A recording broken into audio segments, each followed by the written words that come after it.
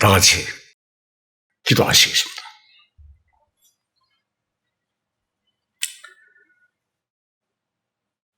사랑과 긍휼하시는 풍성하신 하나님 아버지, 온 인류의 희망과 소망이 되시는 하나님 아버지의 은혜를 감사와 영광을 높이 찬양드립니다. 오늘 이 시간에는 험한 인생에 관하여 또한 인생의 진정한 의미와 많은 사람들이 무엇을 찾으려고 어두운 세상을 헤매는지, 또한 죽음의 문제를 풀지 못하는 커다란 문제에 대하여 말씀을 통해서 살펴보고자 합니다. 노아 때와 같이 그저 먹고 마시고 시집가고 장가가고 어디서 왔다가 어디로 가는지 모르고 살아가는 인생들에게 이 시간 지혜를 주셔서 참 주님을 발견하는 시간이 되게 도와주시옵소서. 이 시간 주님께 부탁드리며 예수 그리스도 이름으로 감사하며 기도드리옵나이다. 아멘.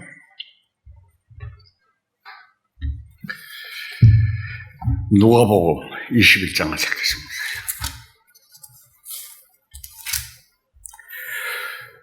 누가복음 21장 10절에서 11절 말씀.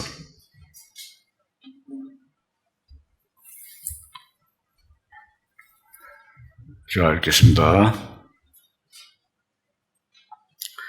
또 이르시되 민족이 민족을, 나라가 나라를 대적하여 일어나겠고 곳곳에 큰 지진과 기근과 전염병이 있겠고 또 무서운 일과 하늘로부터 큰 징조들이 있으리라.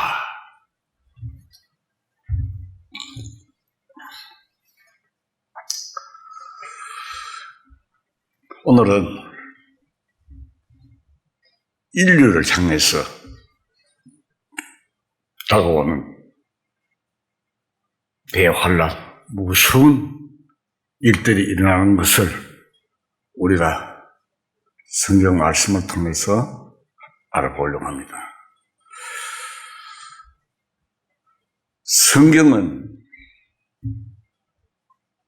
추상도 아닙니다. 도덕도 아니며 종교의 교리는 더더욱 아닙니다.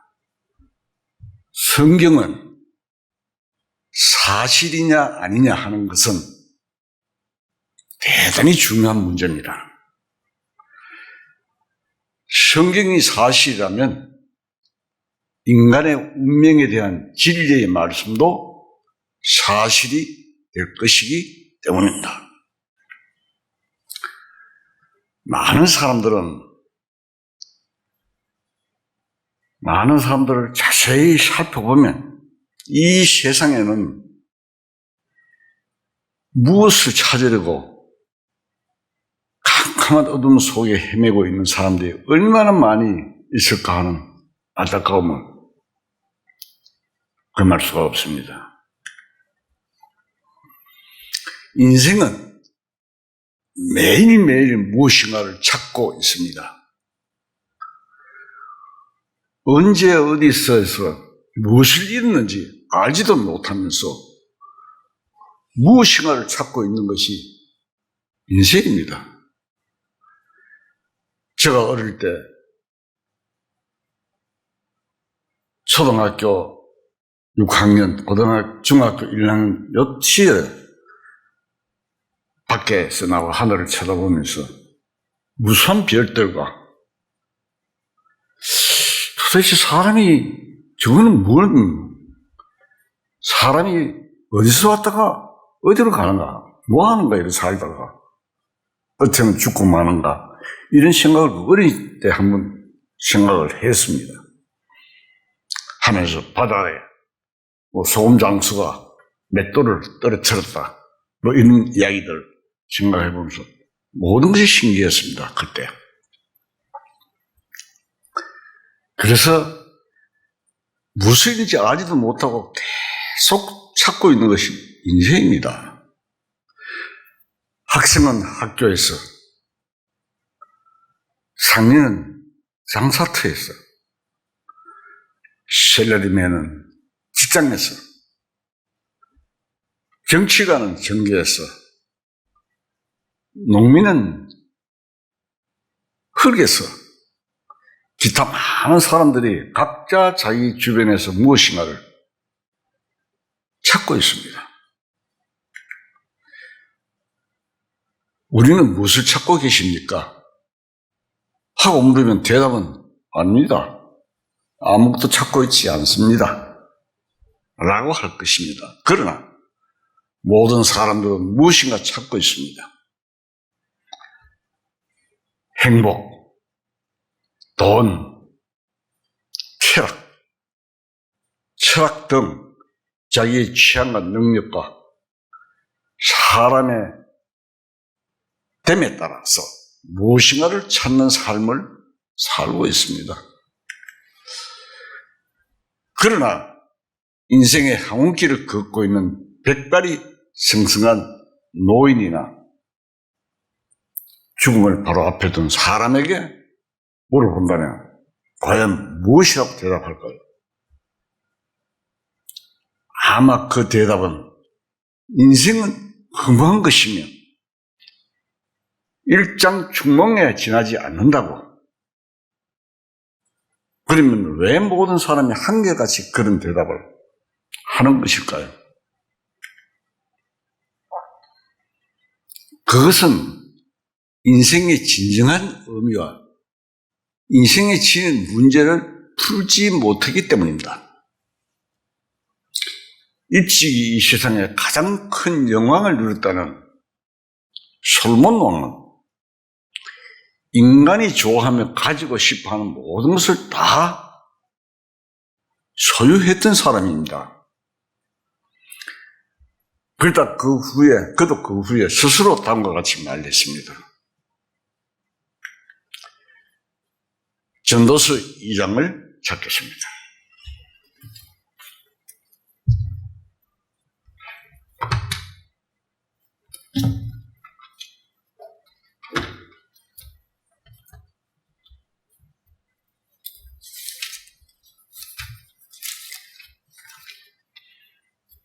전도서 2장 3절.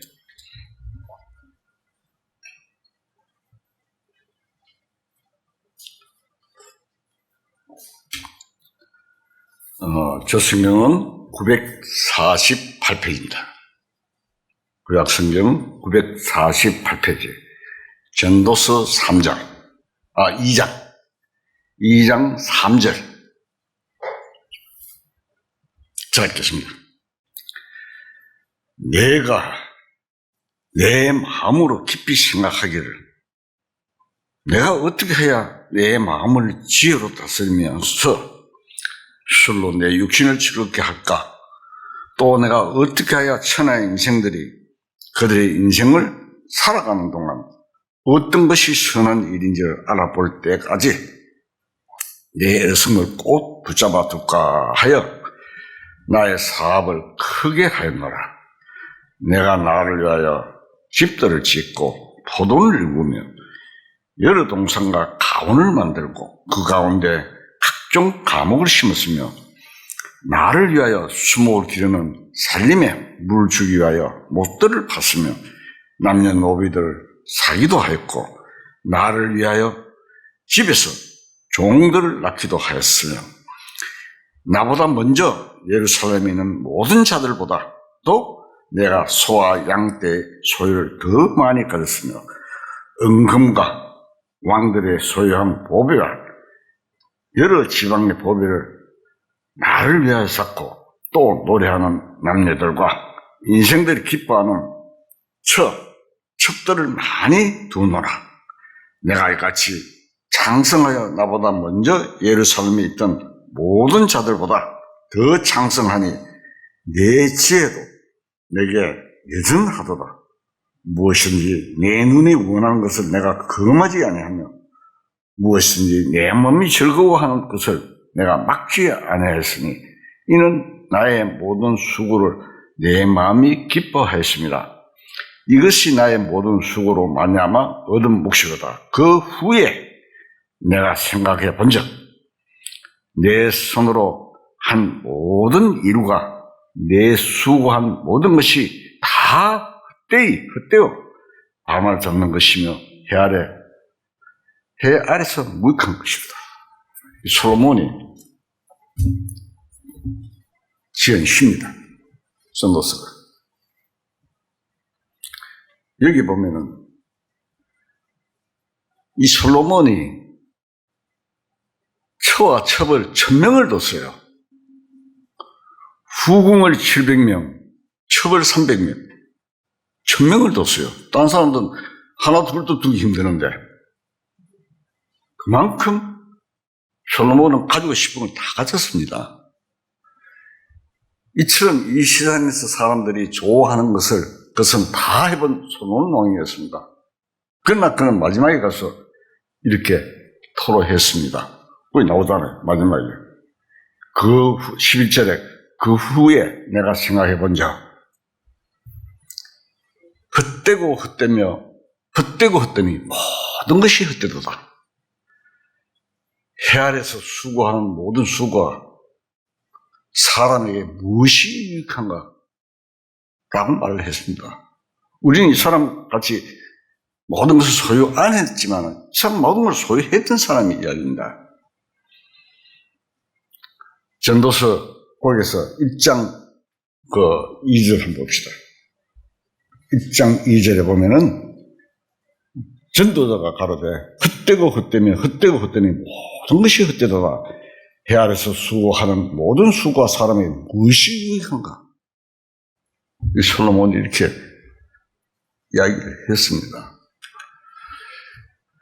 왜 그럴까요? 역시 인간이 가진 문제를 풀지 못하기 때문입니다. 인간은 많은 문제 속에 일생을 살다가 죽는 순간까지도 문제 속에서 죽어갑니다. 죽음이라는 것 자체도 인간으로서는 풀 수 없는 그러한 문제인 것입니다. 뿐만 아니라 인간은 건강하고 싶은 욕망, 또 즐기고 싶은 욕망, 편안하고 싶은 욕망, 부유하고 싶은 욕망, 선하고 어렵게 살고 싶은 욕망, 행복하고 싶은 욕망, 한없는 욕망을 가지고 있으나 그것이 모두 흡족하게 채워지지 않는 데에 문제가 있는 것입니다. 그리고 무엇보다도 인간은 양심이나 행동의 자유를 원하나 그것이 마음대로 되지 않은 데서 오는 심한 갈등을 가진 채 살고 있는 것입니다. 인생에 있어서 보다 큰 문제는 생에 대한 한없는 의지입니다. 할 수만 있으면 죽음으로부터 도피하고 싶은 것입니다. 모든 인생의 죽음을 두려워하는 것은 인간의 힘으로는 그것을 도저히 정복할 수 없고 해결할 수 없기 때문입니다. 사람들은 짤막한 한 텀만 삶을 살아가는 데 있어서 마치 사람을 받는 것처럼 깨어지지 않도록 조심조심 살아갑니다. 그러나 죽음은 불가피한 것입니다. 우리가 조심하고 있든지 또는 방심하고 있든지 간에 그것은 아주 냉혹하게 다가오는 것이며 우리 인생은 별도리 없이 당할 수밖에 없는 것입니다. 살다 보면 어느덧 인생의 학문을 알리는 빽가리 머리를 듣고 죽음의 공포가 병이라는 이름으로 찾아오는 것입니다. 사람은 늙으면 병들고 병들면 죽기 마련입니다. 그렇지 않습니까? 그러나 사람의 마음속에는 젊었을 때와 같이 마찬가지로 삶의 욕망이 간절합니다. 사람이란 젊었을 때보다 보다는 늙은 후에 죽음이라는 문제에 대해서 훨씬 더 민감하게 됩니다. 청년 시절에는 죽음이 멀리 있는 것처럼 보이지만 늙게 되면 죽음이 다가오는 것을 피부로 느끼기 때문입니다. 한 번 가면 다시는 못 오는 인생이기에 가는 인생을 잡아보려고 하나 어쩔 수 없이 가야만 한다는 것은 얼마나 슬픈 사실입니까? 세상 사람 모두에게도 그날이 오고 있으며 죽음의 그림자가 하루로 다가오고 있다는 사실을 알고 계십니까? 성경은 한 번 죽는 것은 사람에게 정해진 것이요 그 후에 심판이 있으리니 히브리서 9장을 찾아보겠습니다.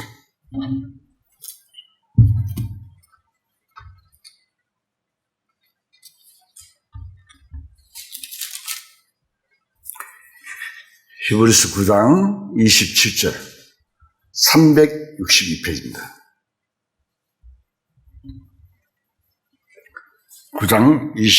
히브리서 9장 27절 제가 읽겠습니다. 한 번 죽는 것은 사람에게 정해진 것이요 그 후에는 심판이 있으리니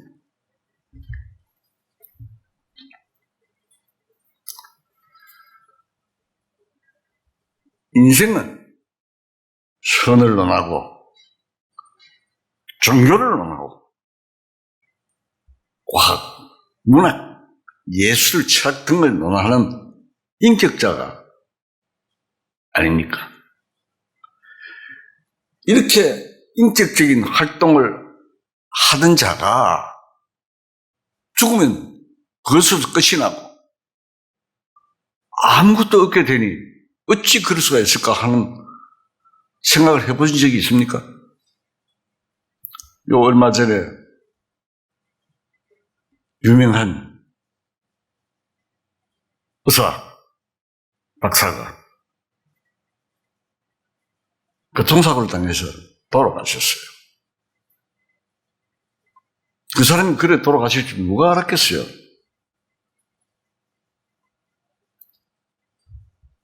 그래서 명의라고 밝혀질 뿐이죠. 또 그 다음에 유명한 사람들이 계속 사라집니다. 죽으면 그걸 끝이 난다면 그 무슨 의미가 있습니까? 그러나 죽음 앞에서 선이나 문학이니 철학이니 사상이니 하는 것들이 무슨 의미가 있습니까? 사회, 정의, 자유, 인권, 성공, 명예, 영광 이라는 모든 것들이 무슨 의미가 있는가? 그 말입니다. 죽음이라는 숙제를 풀지 못하면 다 무익한 것에 불과합니다. 차라리 짐승의 삶이 훨씬 더 낫게 생각되기도 합니다. 안 그렇습니까? 짐승은 고뇌와 고통에 대해서 사람처럼 민감하지 않습니다. 그러다가 인간처럼 근심하고 슬퍼하고 또 양심의 괴로움을 느끼는 일이 없으며 범민 갈등 슬피 우는 오해를 하는 일도 없습니다. 짐승은. 짐승도 인생도 다 같이 죽음으로 끝이 나고 많은 존재라면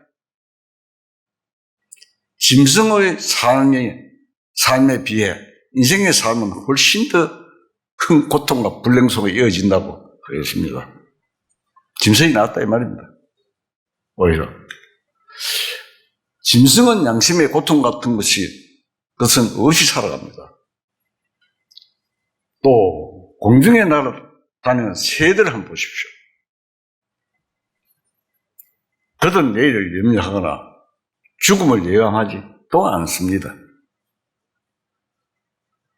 주거의 제한을 받지 않는 그것들은 철을 따라 살기 좋은 곳으로 찾아다니면서 삶을 만끽할 수 있습니다.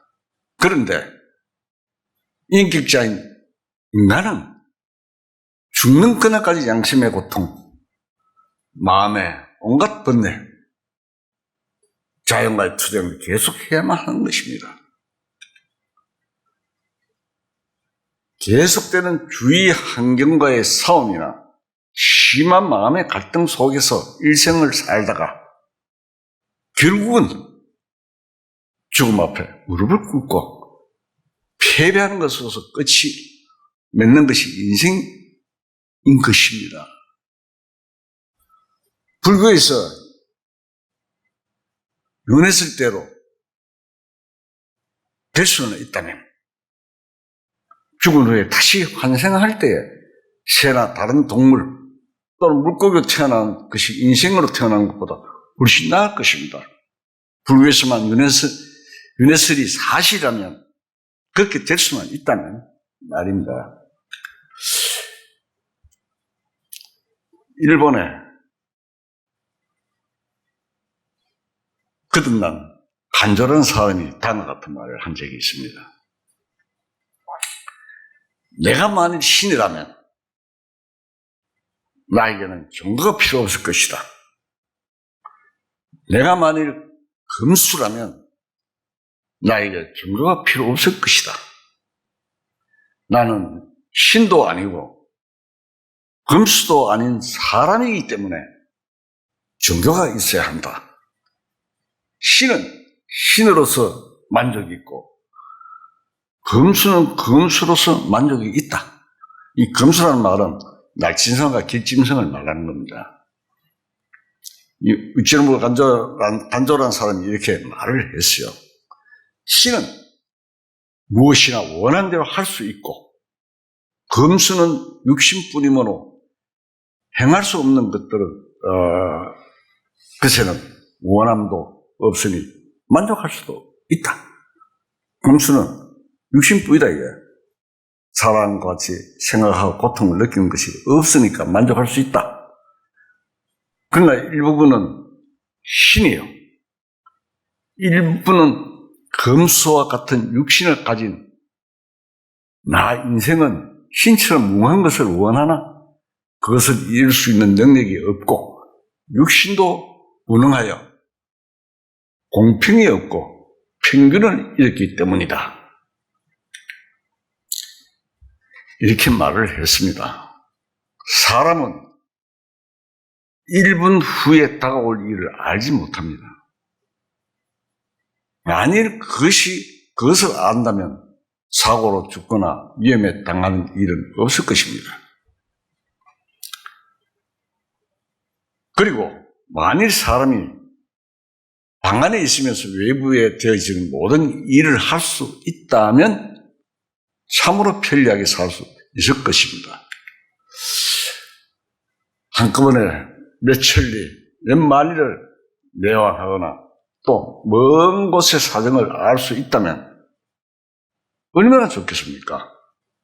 그러나 육신은 전혀 불가능합니다.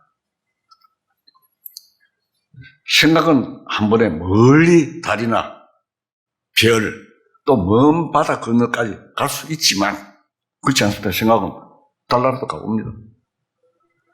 육신은 시간과 공간의 제한을 받아 방이나 침상에 갇혀 있으니 참으로 문제인 것입니다.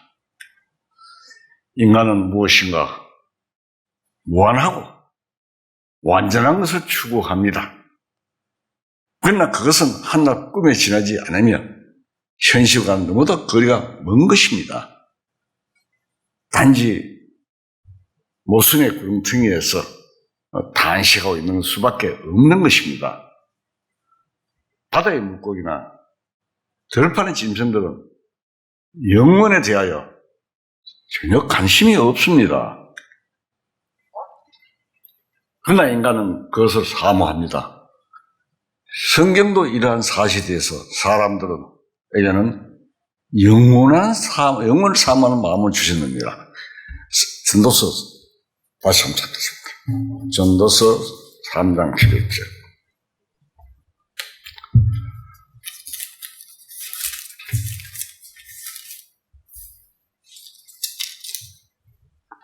전도서 3장 11절. 저 성경으로는 950페이지입니다.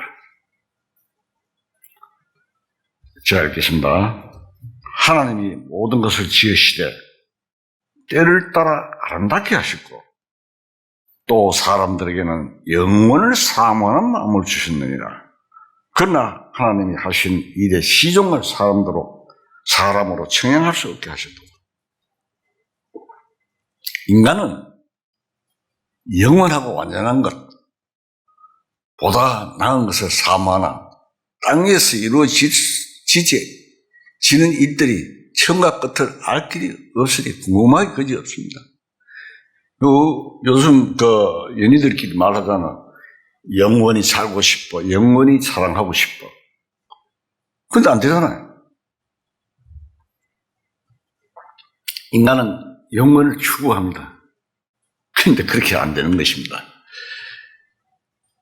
여름철에 멀리 밤하늘에 반짝이는 별들을 쳐다보고 있다 보면 참 인간의 무력함을 더 한층 느끼게 됩니다.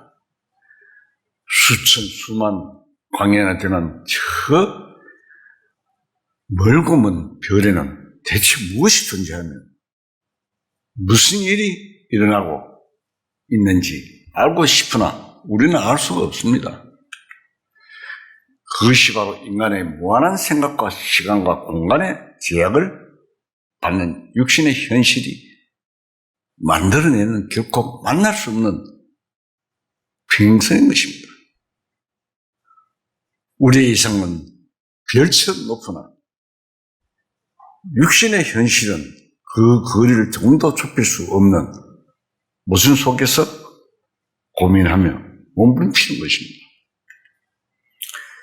인간의 육체는 불완전하고 미완성품입니다. 공간을 흐르는 전파에는 우리 앞에 흐르는 전파에는 소리가 있고 또 사람의 얼굴이나 사물의 모습들이 지나가고 있으나 우리는 그것을 시각이나 청각으로 감지할 수가 없습니다.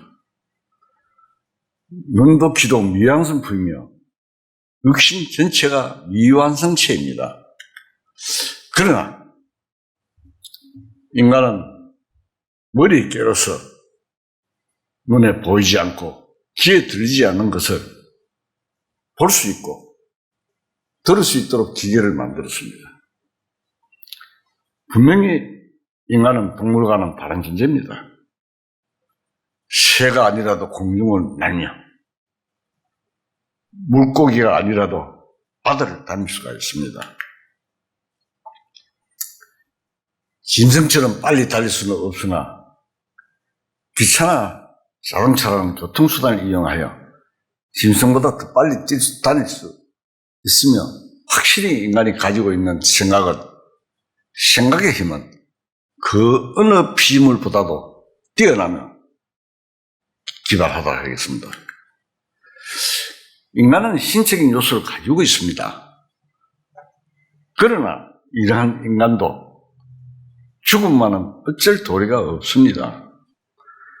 새처럼 날고 물고기처럼 바다를 누비며 수많이 먼 곳을 날아간 이들을 모두 보고 들을 수 있게 되었지만 영원히 살고 싶은 꿈만은 이룰 길이 없는 것입니다.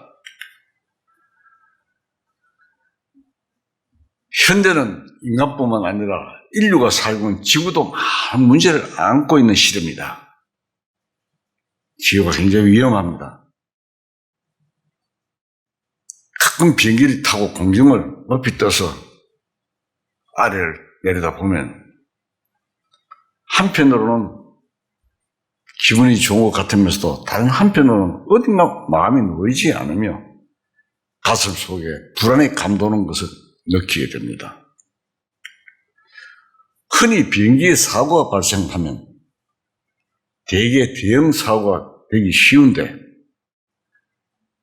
비록 사고의 빈도는 지상보다 훨씬 낮다고 하지만 언제나 많은 승객이 일시에 생명을 잃게 되는 경우가 많습니다. 지구는 현재 80억의 생명을 싣고 24시간에 한 번씩 자전을 하면서 그 달리는 속도가 시속 10만 8천 킬로 속도로 달리고 있는 비행시입니다. 우리가 고속버스가 몇 킬로 달린다고 아십니까? 384km. 그런데도 무척 빠르잖아요. 그런데 이 지구가 달리는 속도가 시속 10만 8천 킬로 달린다고 합니다. 그러나 사람들은 지구가 대기와 함께 돌고 있으므로 이와 같은 엄청난 속도를 별로 의식하지 못하고 살고 있습니다. 마음대로 뛰고 달리면서 운동 경기를 해도 땅에까지 염려하지 않으며 바다에 배를 띄워 타고 다니면서도 해수가 한쪽으로 쏟아질까 염려하는 일이 없고 심지어는 핵심을 하면서도 땅이 깨질까 염려하지 않습니다. 그러나 만일 사고가 생긴다면 공중에 뜬 비행기처럼 한 발자국도 내어드릴 수 없는 위험한 곳이며 게다가 또 80억이나 되는 인간의 운명을 짊어지고 있는 것입니다. 이러한 지구가 지금 상당히 심각한 문제에 사실 봉착해 있는 것입니다. 우선 세계 매스컴이나 학자들이 본 지구 위기론에 대해서 살펴보도록 하겠습니다. 지구는 위험하다라는 제목으로 미래 학자들과 과학자들의 경고문을 보도하면서 과학 문명의 발달에 가져다 준 부산물인 인구 폭발, 자원 고갈, 식량 기근, 그리고 마치 노홍수처럼 쏟아지고 나오는 각종 가스, 방사능, 먼지, 화학물질 등으로 인하여 지구는 위기에 빠져 있다고 경고했습니다. 각종 신문에는 인류는 파멸에 직면하고 있다는 제목 아래 인구는 팽창하고 공해는 이미 한계점에 도달했기 때문입니다. 영국 학계에서는 지구상에 살아남기 운동을 전개해야 한다고 주장을 하는 기사가 실린 바 있습니다. 지구는 미치광이라는 제목으로 신기록 사태 속에 인간은 슬프다 라는 내용의 기사를 실었는데 여기에 보면 지진이나 폭우, 기후이변 등이 수십만 년의 신기록처럼 쏟아져 나오고 있는 지구의 기현상을 설명하고 있습니다. 어떤 학자는 지구는 과연 미쳤는가? 라는 제목으로 5대 육제주가 당하고 있다고 하면서 지구의 위험은 곧 인류 전체의 위험입니다. 자, 그러면 이와 같은 인류 자체의 생존을 위협하고 있는 몇 가지 유래를 대해서 좀 더 상세히 살펴보기로 하겠습니다. 먼저 히브리서 한번 찾겠습니다. 히브리서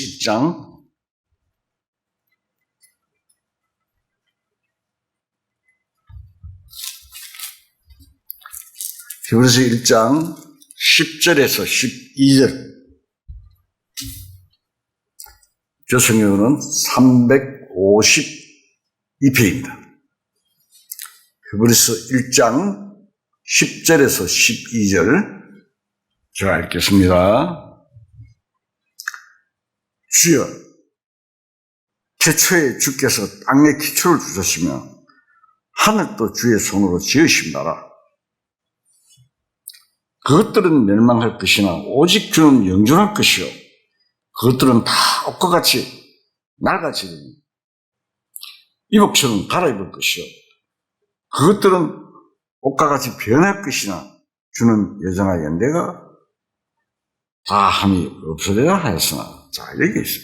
성경 보면 저 12절까지 읽겠습니다. 이런데 이 지구는 뭐라 했습니까? 옷과 같이 나가지고 어복처럼 갈아입을 것이요. 때가 되면은 이 지구에 문제가 발생한다는 말씀을 기록을 해 놓았습니다. 인구 팽창은 자연의 식량 문제를 불러오게 됩니다. 지금도 인구가 증가하게 되면 이에 따라 경작할 토지가, 인구가 늘어나면 증가할 토지가 늘어나야 된다 이 말입니다. 그런데 그 반대로 경작할 토지가 줄어들고 있다는 소식입니다. 메마른 지구, 사막이 늘고 있다는 제목으로 남미주의 절반에 해당하는 땅이 황폐해졌다고 말하고 앞으로 온 인류가 식량난에 흐르게 될 것이라는 점을 강조하고 있습니다. 현재 지구의 적도 이남에는 많은 인구가 굶주리고 있는데 그 중에 어린아이가 연평균 수천 명씩 아사하고 있다는 것이 현실적인 것입니다. 다행히 우리나라는 잘 먹고 잘 사는 나라입니다. 기상학자들은 앞으로 온 세계에 대흉년이 온다고 예상하고 있습니다. 현재 세계 식량은 유럽만이 겨우 자급자족할 정도고 그 밖에 세계 각국은 식량이 모자란 상태입니다. 그러므로 모두 아시다시피 미국, 캐나다, 우크라이나 등지에서 나오는 잉여 농산물로 이를 충당하고 있는 것입니다. 아프리카, 인도, 동남아 등도 이제는 식량이 부족한 상태입니다. 만일에 미국 같은 나라가 흉년이 들어서 식량 수출을 할 수 없게 된다면 아마 세계 각국에서는 아사다가 대량으로 수출할 것입니다. 이 얼마 전에 소련과 우크라이나 전쟁으로 인해서 밀가루가 값이 굉장히 높았죠. 지금은 많이 회복되었다고 합니다. 폭발적인 인구 증가와 증가율과 반비례하여 지구상에서는 경제가 토지가 점차 줄어들고 있는 이유가 가운데 하나가 뭐냐? 공해에 의한 기상의 변화가 큰 비중을 차지하고 있습니다. 물론 태양의 흑점 폭발로 원인이 되지 않는 것은 아니지만 최근에 와서는 여러 가지 공해로 자연 질서의 파괴와 훼손이 크다는 원인으로 등장하고 있습니다. 요즘 옛날보다 강우량이 대폭적으로 줄어들고 있으며 또 겨울에도 옛날처럼 눈이 많이 오지 않는다고 합니다. 그 이유는 바다에는 배들이 다니면서 수기를 뿌리고 기름을 흘러보내고 있습니다. 공중은 비행기들이 다니면서 계속 석유비를 내리고 있어서 바다 표면에 일부는 석유로 덮여 있다고 합니다. 그러니까 기름띠가, 우리 눈에는 별로 확인이 안 되지만 기름띠가 있다고 그래요. 석유는 물보다 가볍기 때문에 물 위에 떠서 피막을 형성하고 그 피막은 태양열에 의해서 바닷물이 증발되는 것을 방해함으로 강우량이 줄어들고 있다는 학자들의 말입니다. 앞으로 이런 상태가 계속되면 땅은 급속도로 사막화한다고 합니다. 지금 사막이 늘어나고 있는 이유 중에 하나가 바로 이것입니다. 뿐만 아니라 핵실험으로 인한 방사능과 지구상에서 인간들이 발전시킨 과학 문명의 모든 찌꺼기들이 최종적으로 가는 곳은 어디입니까? 바다지 않습니까? 요즘 일본은 하고 난리 났죠. 이렇게 바다는 오염돼가고 있다고 보도하고 있습니다. 이 밖에는 공해는 또 다른 측면에서 인류의 생명을 위협하고 있습니다. 태양광선에서는 자외선이라는 광선이 있어서 그 광선이 아무런 방해 없이 지구에 와 닿는다면 어떻게 될 것입니까? 식물이 다 말라버립니다. 사람의 피부에도 피부암을 유발시켜 살 수 없게 된다고 합니다. 그러나 다행히 그 자외선을 막는 것으로 대기층에 오존층이라는 것이 있습니다. 그런데 기상에서 염화불화탄소가 상승하여 그 오존층을 파괴하고 있다고 합니다. 그 오존층의 두께가 한 40km 정도 되는데 그것이 상당히 파괴되어 자외선의 증가가 촉진되고 있어 피부암 환자가 증가되고 있다는 것입니다. 이렇게 사람의 눈에는 보이지 않으면서도 인간의 생명을 위협하는 요소들이 자꾸만 증가되고 있습니다. 학교에서 계속 발표를 하고 있습니다. 우리가 누가복음을 읽었듯이 처치의 기운과 지진이 있다. 온역이 있다. 병입니다.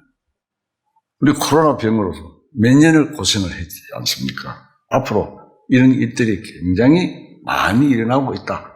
성경에서 이미 말씀해 놓고 있습니다. 보다 더 중요한 문제는 현재 전 세계 경제 공황을 불러일으키고 있는 석유 자원의 고갈 문제입니다. 현재 사람들이 살아가고 있는데 절대적인 비중을 차지하고 있는 것이 석유입니다. 석유는 에너지 면에서 절대적이지만 우리의 일상생활 면에서 피로 불가결한 존재입니다. 문에서 무려 7,000가지나 되는 많은 원료가 나온다고 합니다. 과학기술적인 집계한 석유 한산해 보면 의식주의 시트에서 살펴보면 쌀 1kg를 생산해내는데도 0.1리터의 석유가 필요하다고 합니다. 물론 농사에 필요한 농기구, 비료, 농약 등등 생산하는 과정에서 소모되는 동력을 석유로 환산한 값어치입니다. 또 신사복 화물 만들어진데도 석유가 많이 들어간다고 합니다. 그 밖에도 가정에서 쓰는 그릇, 이불, 비닐, 장판, 벽지, 심지어 길에 까는 아스팔트 이렇게까지 사람들이 전적으로 석유를 쓰면서 살아가고 있는 것입니다. 그런데 이처럼 피로 불가결한 석유가 민장으로 매장되어 있는 것이 아니라 차츰 그 한계성에 노출되고 있다는 데 문제가 있는 것입니다. 지금 세계는 바야흐로 석유 전쟁의 시대에 돌입하고 있습니다. 만일 석유가 없어진다면 사람들이 살아갈 수 없을 것입니다. 공장은 가동이 정지되고 전기는 들어오지 않을 것이며 특히 엘리베이터 30층을 하면 전기 동력 없이 갈 수 있습니까? 걸어가 30층, 15층 올라갔다 내려갔다 할 수 있겠느냐고. 겨울철에는 냉방에서 살아야 할 것입니다. 난방이 안 되니까.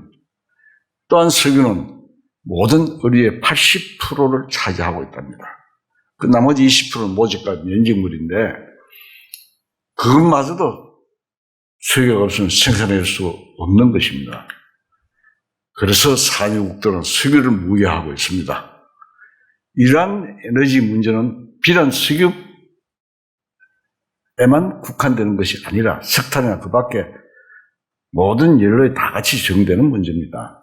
그런데 이러한 모든 자원에는 모두 한계가 있는 것이며 언젠가는 그 한계가 드러나야 되는 것입니다. 만일 그러한 때가 온다면 그때는 어떻게 될 것인가? 생각하면 참으로 암담하게 싹이 없습니다. 그러나 그때는 반드시 오고 맙니다. 제가 이렇게 이야기해도 지금은 괜찮지 않느냐? 그렇지만 그때가 옵니다. 인간은 필요로 하는 모든 것은 다 파괴되고 고갈되어 가고 있는 것입니다. 이러한 모든 일 뒤에 우리 인간들은 기다리고 있는 것은 과연 무엇일까요? 사람의 육신은 늙고 있습니다. 또한 태양이나 지구도 늙고 있는 것입니다. 모든 물체는 다 늙어가고 있습니다. 한번 생각해 보십시오. 태양이라는 것이 뭡니까? 타고 있는 불덩어리입니다. 타고 있는 것이 어떻게 영원히 타고 있을 수 있겠습니까? 언젠가는 꺼져서 식을 날이 있지 않겠습니까? 어떤 학자는 연쇄적으로 흑점이 폭발하여 태양은 계속 탈 것이라고 하지만 흑점이 폭발한다는 것은 자체가 감소되는 것을 의미합니다. 태양의 흑점 폭발은 지구상에 영향을 줄 뿐만 아니라 태양 자체의 변화와 그 수명의 한계성을 나타내는 것입니다. 보도에 따르면 미 해양환경청은 태양 흑점 폭발로 인하여 앞으로 무선 통신이나 컴퓨터 이렇게까지 대혼란이 있을 거라 경고하고 있습니다. 인류는 지구에만 의존해서 사는 것이 아니라 태양과의 불가불의 관계를 맺고 있는데 그 태양도 자꾸 변해가고 있다니 우리 인류의 미래는 참으로 안담하지 않을 수가 없습니다. 그뿐 아니라 지구 자체도 마찬가지입니다. 우리는 가끔 밤하늘 흐르는 아름다운 별똥을 바라보며 옛날 이야기를 들려주신 할머니 생각이 납니다.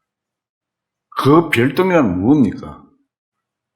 그것은 끼어진 별의 조각들이 대우주 공간에 떠다니다가 지구의 인력에 의해서 대기권으로 들어오면서 공기와 마찰하여 일으켜 타는 것이 아닙니까? 어떤 때는 지구보다 큰 별도 폭발하는 사례도 많이 있습니다. 과학자들의 이야기입니다. 그 조각들이 무중력 상태인 공간에 떠다니다가 인공위성과 충돌하는 경우도 있다고 합니다. 어떤 것은 대기권에서 다 타버리고 많은 미치 다 타지 못한 것이 운석으로 땅에 떨어지기도 합니다. 가끔 크기의 물체가 하늘에서 떨어지는 경우도 있다고 뉴스를 통해서 보지 않습니까? 그렇다면 지구도 하나의 별인데 영원히 존재할 것인가 생각해 볼 만한 문제입니다. 자, 지구의 내부는 어떻게 이루어져 있습니까? 내핵, 외핵, 판, 땅이 있는데 모든 물체가 지열에 의해서 녹아 있어서 마치 용광로 속에 들어간 샘붙이가 샘물이 되어 끓는 것처럼 끓고 있는 곳입니다. 그 힘은 참으로 대단해서 대륙을 움직이는데 눈으로 보이지 않으나 그 힘으로 육지가 올라갔다 내려갔다 하며 대륙은 조금씩 이동하고 있다는 것입니다. 그래서 처음에는 모두 붙으신데 대륙들이 차츰 갈라지게 된 것이라고 합니다. 이러한 사실을 뒷받침해 주듯이 호주 대륙과 인도 대륙을 맞춰보면 서로가 똑 들어맞습니다. 또한 아메리카 대륙은 유럽과 아프리카에 맞춰보면 꼭 맞는 것입니다. 지금도 아메리카 대륙은 1년에 5cm씩 대서양을 사이에 두고 멀어져 가고 있다고 합니다. 그렇다면 어느 날 멘틀 대류의 운동에 의해서 지구가 폭발할 가능성도 생각해 볼 수 있습니다. 지구는 완전 무결한 물체가 아니기 때문입니다. 인류 역사라는 과정은 어떤 경륜에 의해서 하나의 과정인 것이며 때가 되면 그것도 자연계의 붕괴와 더불어 마지막을 맞게 될 것입니다.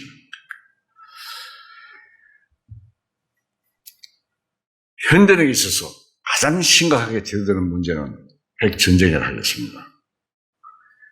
그 어떤 다른 문제보다도 핵전쟁의 가능성에 대한 염려만은 항상 모든 사람의 의지 속에서 떠나지 않고 있습니다. 생활에 여기 있는 사람일수록 그 마음속에 자리 잡고 있는 것은 전쟁에 대한 공포입니다. 우리 주변에도 있던 사람이 전쟁이 나고 미국으로 이민 갔어요. 그런 가정을 내가 볼 수 있습니다. 지금 단추만 들으면 세계는 없어진다고 라는 제목으로 지상의 핵무기 비축 실태에 관한 유엔 보고서를 볼 수 있습니다. 자, 거기에 보면 미국과 소련 두 나라가 히로시마에 투하되었던 원자탄의 130배나 되는 핵무기를 가지고 있어서 만일 전쟁이 일어나게 되면 30분 이내에 세계는 초토화 된다고 말하고 있습니다. 또 어떤 구사 전문가들은 현재 비축되는 핵무기는 전 세계 인구를 놀라지 마십시오. 약 40번이나 전멸시킬 수 있다고 합니다. 뿐만 아니라 이스라엘 원폭과 수폭 수십 개를 보유하고 있다는 미국 CBS 방송 내용을 보면 마지막 전쟁이 이스라엘에서 일어난다고 성경의 예언과 연관이 있는 것 같습니다. 서울에서 나오죠. 스웨덴 국제평화연구회 보고에 의하면 핵무기는 전 세계 인구 한 사람당에 15톤 상당한다고 했는데, 물론 주한조항에서는 핵무기보다 무서운 레이저 광선에 관한 보도를 실은 바 있습니다. 또 미국은 현재 군축협정에 의해서 대량 제조하지 않고 있으나 이미 실용화된 무기 중에 모든 물체는 상하지 않게 사람이나 짐승의 생명만 전멸시킬 수 있는 주저탄을 준비해놓고 있다고 합니다. 스가랴서 한번 봅시다. 스가랴서 14장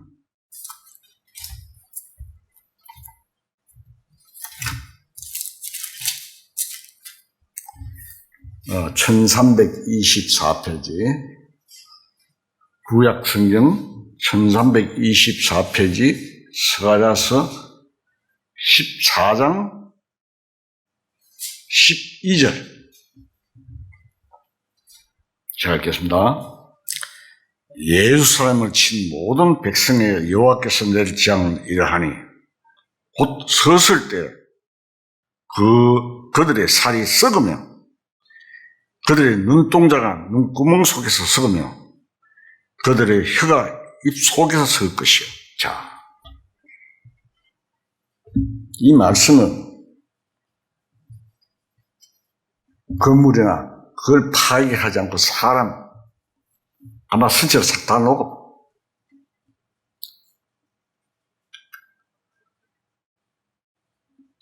베드로서 3장 7절을 보면 하늘과 땅은 그 동일한 말씀으로 불사르기 위하여 한수한받았다라고 한 말씀이 사실을 뒷받침이라도 하는 양 대금 밖에서는 인공위성이 핵무장을 하고 있습니다. 또 그 인공위성을 공격하는 요격위성과 지상에서 쏘아서 그것을 파괴할 수 있는 미사일도 완성해 놓고 있습니다. 대금 바깥 공중의 비행기, 지상의 대륙의 탄도탄 시스템, 바닷속의 핵 잠수함 등이 그야말로 입체적으로 적국을 향해서 완벽하고도 정확하게 겨냥하고 있는 것입니다. 심지어 미국에서는 하나가 공격을 당할지라도 다른 것이 남아 있을 수 있는 회전식 대륙 탄도탄 장치를 막대한 예산을 들어 시설 계획을 합니다. 1979년도 11월 초에 하마터면 3차 대전이 날 뻔한 일이 있습니다. 미국의 어느 곳 지하에 컴퓨터 장치가 되어 있다고 합니다. 인공위성이나 기타의 정보 체제에 의해서 적군의 동태가 보고되면 대통령이 선전포고를 하기 전에 컴퓨터에 의해서 공격 명령이 내려지도록 장치가 되어 있다고 합니다.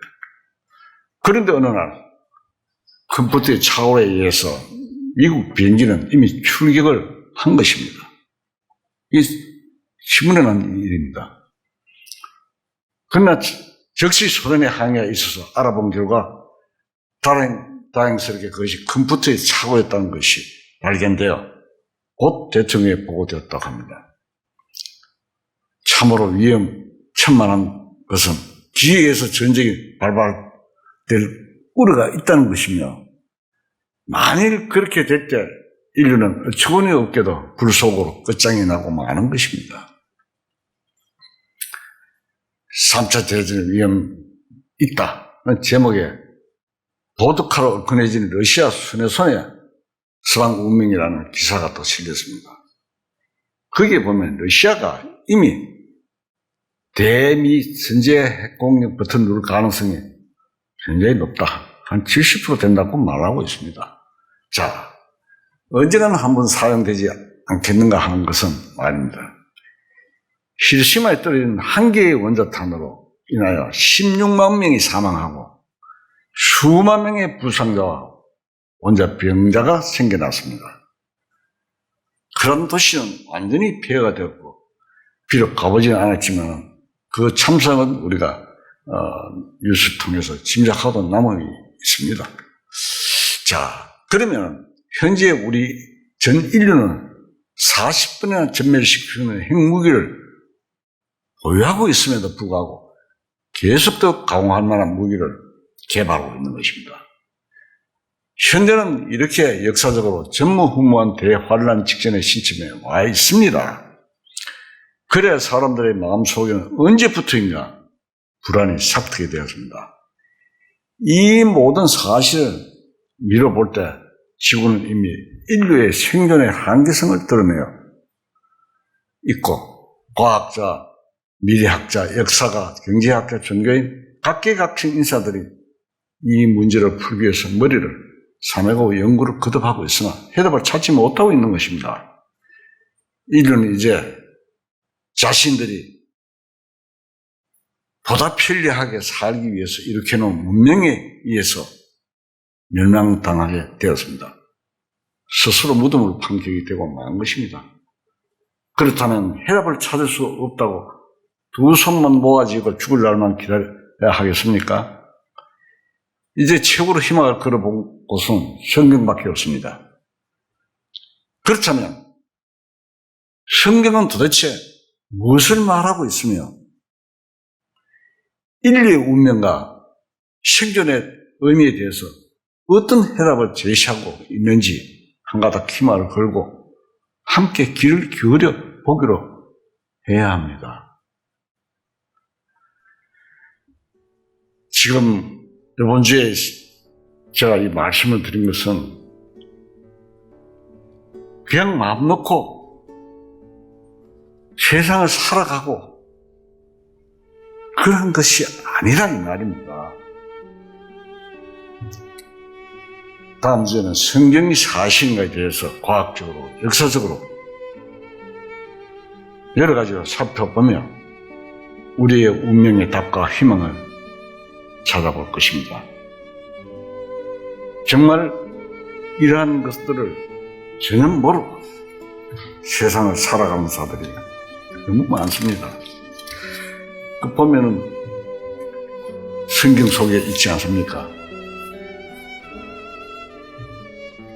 노아의 홍수 때와 같이 먹고 마시고 시집가고 장가가고 할 때 느닷없이 닥친다 이 말입니다. 그래서 이런 것들을 우리가 한번 돌아보고 아직도 구원을 받지 못한, 거듭나지 못한 사람들이 있다면 귀를 기울여야 합니다. 다 같이 기도하시겠습니다.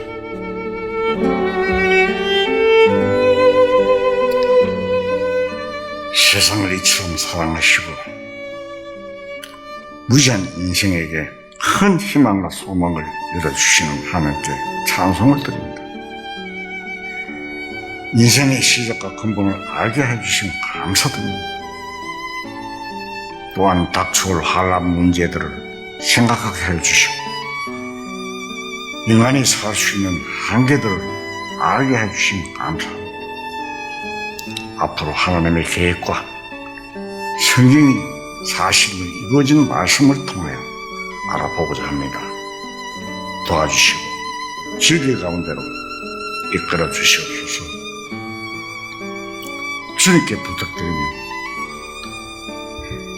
우리 주 예수 그리스도 이름으로 감사하며 기도드립니다. 아멘.